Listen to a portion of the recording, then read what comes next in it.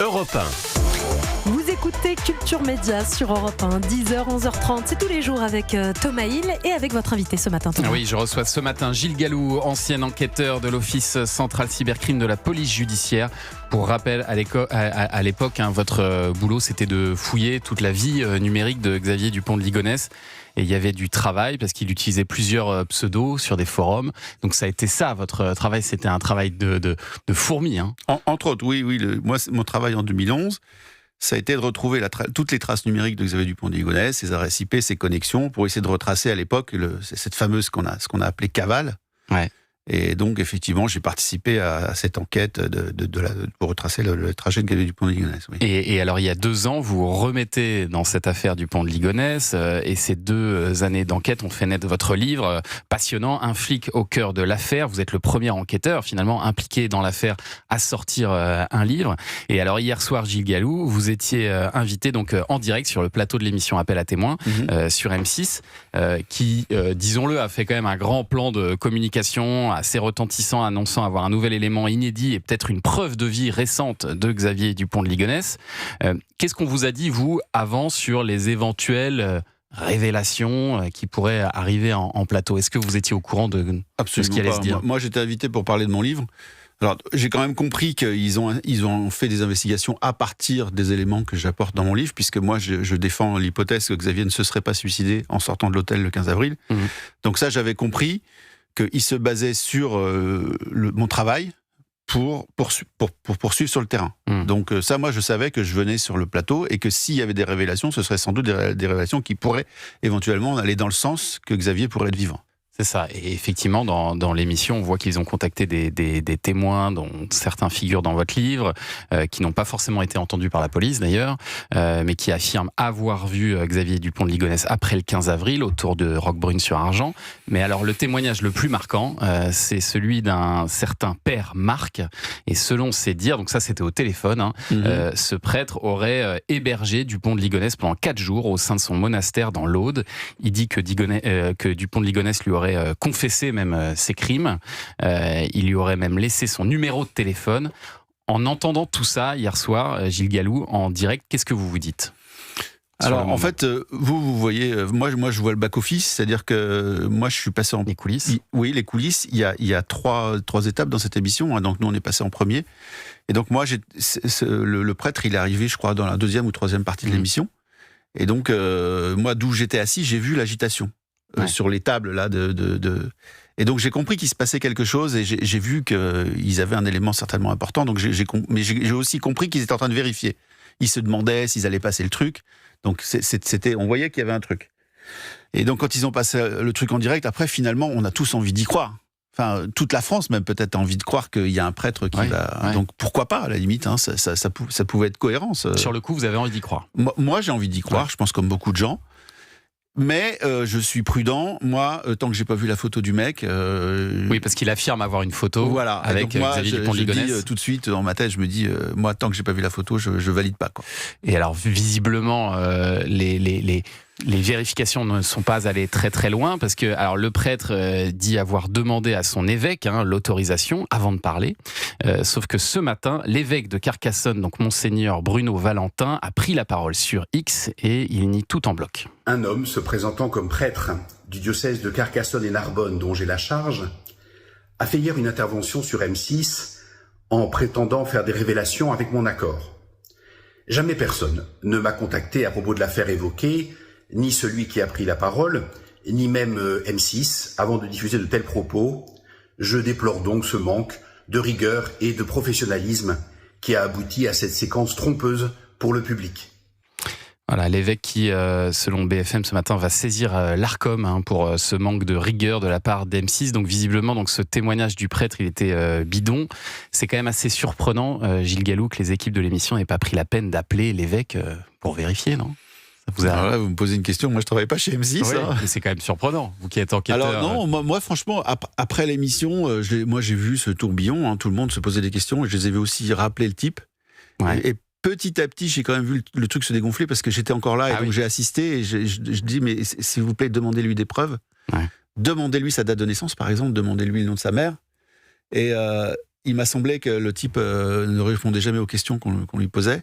Donc là, j'ai dit bon. Et la photo n'arrivait jamais. Et même cette histoire de photo, ça paraît improbable quand même que l'homme le plus recherché de France pose pour un selfie. Hors plateau, on a compris que le type serait resté plus longtemps. Enfin, l'histoire a un petit peu évolué, c'était encore plus extraordinaire. Et puis, donc, après, ça encore plus extraordinaire, encore plus fumeux. Ouais, encore plus fumeux. Ouais. Mais c'est le type qui fumait, quoi. Ouais, il en rajoutait. Bon. Mais même le secret de la confession, tout ça pose question. Tout de même donc, qu'un prêtre révèle tout ça. le monde se regardait. Bon, ça sent le truc fumeux. Ah, ils s'en sont rendus compte quand même. Oui, bien sûr. Bien sûr. Et alors, puis il y a un autre témoignage dans cette émission, une photo prise par une conductrice au volant de sa Tesla en 2025 qui affirme avoir reconnu Xavier Dupont de Ligonnès au bord d'une route dans le Var. M6 a montré cette photo hier, mais alors elle est quand même assez floue, de mauvaise qualité. Qu'est-ce que vous en pensez, vous, de cette photo ? Déjà, moi, il me la montre en plateau. Je suis au bout du plateau. Je vois ça sur un écran qui est à 20 mètres de moi. Bon, il me demande ce que j'en pense, pas évident. Il faudrait que je puisse l'observer plus en détail, mais bon, à première vue, d'ailleurs c'est ce que je dis à Julien Courbet, parce qu'au début il montre 3 photos d'un homme vieilli, et puis là le type il est plus jeune que sur les photos, donc déjà pour moi ça colle pas. Mais bon, après, moi je prends toujours le temps d'analyser avant de m'exprimer. Ouais. Mais c'est vrai que tout ça, ça donne quand même l'impression d'un peu d'une exploitation pour tenter de faire du buzz et de l'audience autour de cette histoire, parce que ça fait quand même plusieurs jours qu'on nous annonce de grandes révélations, et à l'arrivée, on découvre un témoignage bidon, une photo floue. C'est assez décevant, même pour vous, j'imagine, à l'arrivée. Alors, c'est décevant. En fait, il reste quand même un témoignage où ils ont retrouvé les témoins, au moins 2 des témoins dont je parle de mon livre. Donc moi, ce qui compte, en tout cas, si je viens ici, c'est ma crédibilité. Donc moi, je pense que je la perds pas, j'espère, en tout cas, puisque finalement, ils amènent aussi un 3e témoin qui aurait vu dans un bar au Muy. Donc moi, je vais évidemment exploiter cette piste, puisqu'elle m'intéresse, puisque ça va finalement dans la chronologie, ça va dans la continuité de ce que je dis. Donc ça peut vous aider. Ça peut aller, mais en fait, c'est pas moi que ça va aider. Ce qu'il faudrait, c'est que ça aide l'enquête judiciaire. Bien sûr. Et malheureusement, apparemment, les enquêteurs n'exploitent pas trop cette piste-là de la disparition. Ils sont toujours sur l'hypothèse du suicide de Xavier Dupont de Ligonnès. Ça fait 15 ans que l'enquête est obnubilée par le suicide. Alors je sais pas, il faudrait peut-être changer d'œil sur l'enquête au bout de 15 ans. Si on l'a pas trouvé, peut-être qu'il est vivant. Mais pour quelles raisons ils sont obsédés par cette idée de suicide, à votre avis ? J'en ai aucune idée. Moi, quand j'ai écrit mon livre, je l'ai écrit pour les policiers. Ah oui ? Pour mes collègues, en me disant, les gars, moi j'écris un livre parce que j'ai le temps.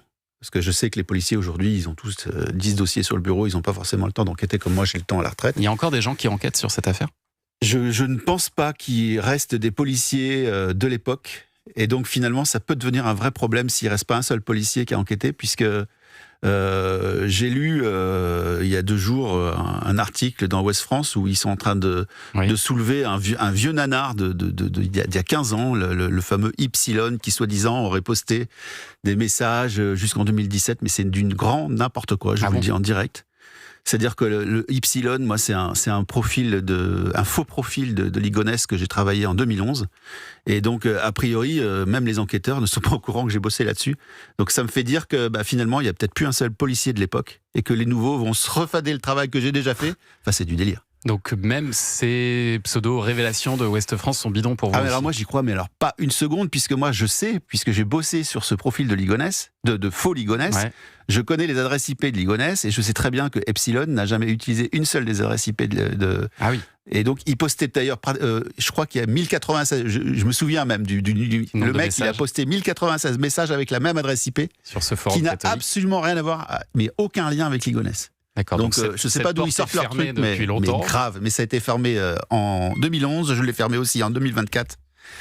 Donc je ne sais pas d'où sortent leurs infos de Ouest France, mais c'est impossible qu'ils les aient vérifiées avant de publier leur article, je vous le garantis. Vous, votre théorie, Gilles Gallou, ça n'est pas que Xavier Dupont de Ligonnès est en France, mais qu'il aurait fui vers les États-Unis, peut-être au Texas. Vous allez nous expliquer comment dans un instant. On revient tout de suite. Merci beaucoup d'être avec nous pour la suite de Culture Média. Dans un instant, nous recevrons le chanteur Christophe Willem, mais on est toujours avec Gilles Gallou, auteur du livre Enquête Xavier Dupont de Ligonnès, un flic au cœur de l'affaire. C'est aux éditions Max Milo, un livre dans lequel vous privilégiez une piste, Gilles, la piste que Xavier Dupont de Ligonnès se serait rendu aux États-Unis. Et alors, il y a cette fameuse lettre d'adieu de Xavier Dupont de Ligonnès à son meilleur ami, Michel Rétif, écrite 5 jours après les meurtres de sa femme et de ses 4 enfants, où il dit notamment à cet ami « Je penserai bien à toi là-bas, pas le droit de dire où, mais tu y es passé avec moi en novembre 90. Indice à creuser ». Et sur cette lettre est écrit en manuscrit Marina Bay, Californie, près de San Francisco. C'est notamment là qu'ils sont allés en 90, hein, c'est ça ? Alors ça a été c'est tout le travail que j'ai mené justement pour écrire ce livre, c'était essayer de trouver la réponse à ce jeu de pistes que Xavier Dupont a lancé, parce que quand il dit indice à creuser, on est clairement dans un Cluedo. Ouais. Donc je vous dis franchement que j'ai pas trouvé au début l'indice à creuser, et c'est par hasard que je suis tombé sur un document, un carnet de voyage de Xavier Dupont de Ligonnès où il détaillait tout ce voyage des années 90. Donc quand je suis tombé là-dessus, j'étais fou. Et donc j'ai retracé effectivement le voyage de Michel Rétif, son meilleur ami, et Xavier en 90 jusqu'en novembre, et j'ai découvert qu'ils sont allés ensemble jusqu'en Californie. Et effectivement, il y a ce mot écrit par Michel Rétif, Marina Bay, que j'ai fini par exclure parce que Alpine était beaucoup plus cohérent. J'ai retrouvé des photos de l'époque, j'ai posté ces photos sur un compte Facebook texan. Et j'ai 9 femmes qui m'ont répondu « Hi Guy, on était là-bas avec tes Frenchies ». Ouais. Et là, je vous assure, c'est pire que de trouver une aiguille dans une bonne de foin. C'est-à-dire que vous postez un truc sur Facebook, sur le Texas, c'est immense, et vous avez 9 femmes qui vous répondent « Ok, on va parler avec toi, et puis on va te raconter nos souvenirs ». J'étais comme un fou. Des femmes qui vous semblent crédibles pour le coup ? Ah mais totalement. Les femmes m'envoient d'autres photos, on y était, on a fait du cheval ensemble, enfin, des trucs de dingue. Ouais. Et au fur et à mesure de nos discussions, qui sont très cordiales, elles finissent par me dire « Mais attends, si tu veux ça… » Alors, je me présente pas comme un policier. Hein. D'accord. Je me présente comme un ami de Xavier qui a perdu son ami disparu, parce que j'ai pas envie de… Éveiller les soupçons, ouais. Enfin, c'est même pas les soupçons, c'est pour essayer de gagner leur confiance. Ouais. Et au bout d'un moment, elles finissent par me dire « Mais attends, si tu veux savoir un truc, tu devrais plutôt interroger Laura. » Et donc là, elles me mettent l'eau à la bouche, et puis… Il se trouve que je suis en contact aussi avec d'autres personnes dans un autre état qui se connaissent pas, et elle aussi me dit « Mais tu veux savoir un truc sur Xavier ? Mais demande à Laura, elle sait. » Qui est Laura ? Alors, Laura, c'est une des filles qui est sur une des photos que Michel Rétif a envoyées à Xavier Dupont de Ligonnès. Donc c'est hyper captivant. Et je finis donc par retrouver cette Laura, mais d'une manière absolument incroyable, sur un gâteau d'anniversaire, sur un gâteau de départ en retraite. Je vous fais pas tous les détails, mais j'explique dans le livre. C'est un truc incroyable, c'est que cette femme n'existe pas sur les réseaux.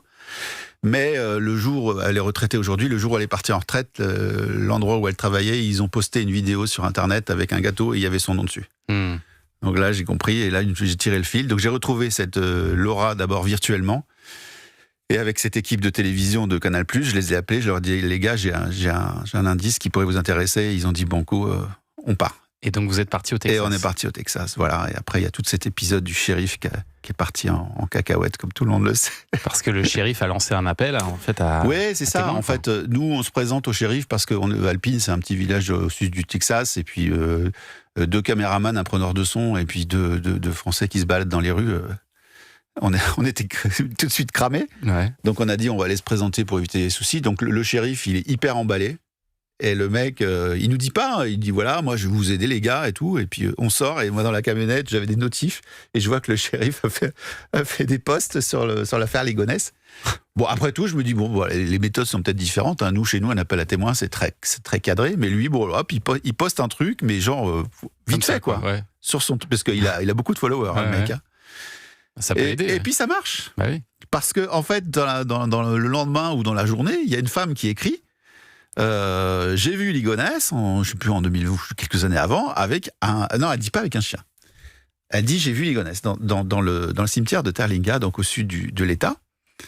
Et moi, je fais ce que n'importe quel journaliste aurait dû faire à l'époque, parce qu'il n'y en a pas un seul qui l'a fait. Je prends mon Messenger, puis en fait, la fille, elle avait un compte Facebook ouvert, et on peut cliquer et l'appeler. Donc j'appelle la fille et elle me dit bah ouais, j'habite à Dallas, j'ai une propriété de coton, blablabla. Je dis bah expliquez-moi le truc. Et donc elle m'explique tout le truc, elle se souvient de la date. Puis à la fin, avant de raccrocher, elle me dit mais il avait un chien. Je dis ah ouais, c'était quoi comme chien ? Elle me dit un labrador noir. Alors le fameux labrador. Puis c'est tout en fait. Et après, ça part, ça part sur le réseau du shérif, puis c'est repris dans tous les médias français en disant ça y est, on a retrouvé Xavier Dupont-Ligonnès. Révélation. Encore une fois. Sauf que moi, j'ai rappelé il y a quelques jours cette femme-là. Ah oui. Et j'ai dit, j'espère que vous n'avez pas trop été embêté par ce déferlement. Elle m'a dit, mais personne m'a appelé. Vous êtes le seul. C'est fou. Il n'y a pas un seul journaliste français qui a appelé cette femme alors que son compte est ouvert. Incroyable. Mais par contre, ils ont publié partout, ils ont fait des émissions spéciales pour dire un truc de dingue. Et moi, ça m'a un peu gâché d'ailleurs la fin de mon voyage parce que nous, on était partis pour faire des recherches et puis enquêter sur des pistes que j'avais élevées, notamment dans les ghost towns, les anciennes mines de mercure du Texas. Mais en fait, j'arrivais plus à me concentrer parce que tout le monde m'appelait. Alors, il est où, Ligonnès ? Parce qu'il y a cette hypothèse qui se cacherait dans une communauté d'anciens criminels. Ça vous semble crédible, ça ? Alors, je vais pas vous révéler parce que c'est mon voyage au Texas et je vais écrire la suite de mon livre. Donc, je voudrais que mes lecteurs apprécient mon voyage et je vais raconter de l'intérieur. Vous l'avez pas retrouvé encore, Gilles Gallou. Ah il n'est pas revenu avec moi en soute. Et il n'est pas non plus dans la cave d'M6. Et on n'a toujours pas l'explication aussi de comment il aurait réussi à fuir aux États-Unis. Alors, vous avez des pistes aussi là-dessus. Vous avez même un vol auquel vous pensez. C'est ça. C'est le vol Delta Airlines qui part de Nice. Alors, c'est pas un truc qui sort du chapeau. Moi, quand je vais à Nice pour mon enquête, à chaque fois, je passe par l'aéroport de Nice. Ouais. Et un jour, en décollant, je me dis, mais au fait, est-ce qu'on a vérifié l'aéroport de Nice ? Et machinalement, j'envoie un mail à l'aéroport de Nice. Est-ce que vous pouvez m'envoyer la liste de tous les vols entre le 15 et le 30 avril 2011 ? Et donc, c'est public. Ils vous envoient. Donc, je reçois une liste, un fichier Excel de 900 vols. Puis finalement, j'analyse mon fichier Excel comme je le faisais quand j'étais encore policier. Et je finis par... on est pressé. Je vous en prie, terminez. Donc j'isole ce vol New York, ce vol Nice-New York, et je découvre que ce vol Nice-New York était un vol que Xavier prenait toujours pour partir aux États-Unis. Ouais. Donc là, ça fait beaucoup. Mais on n'a pas la liste des passagers. C'est ça, on n'a pas la liste des passagers.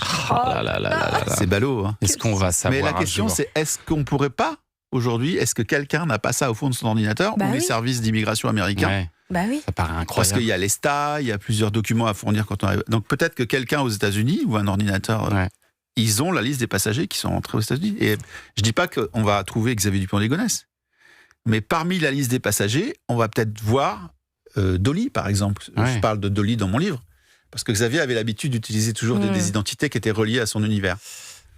Affaire à suivre. On n'a pas fini d'en entendre parler de cette histoire. Xavier Dupont-Ligonnès, on vous recommande ce livre. Donc, un flic au cœur de l'affaire. En attendant le suivant, parce que vous êtes en train d'écrire la suite. Avec des révélations. c'est le mot à la mode en ce moment. Merci beaucoup, Gilles Gallou, d'être venu ce matin sur Europe 1. Merci. Restez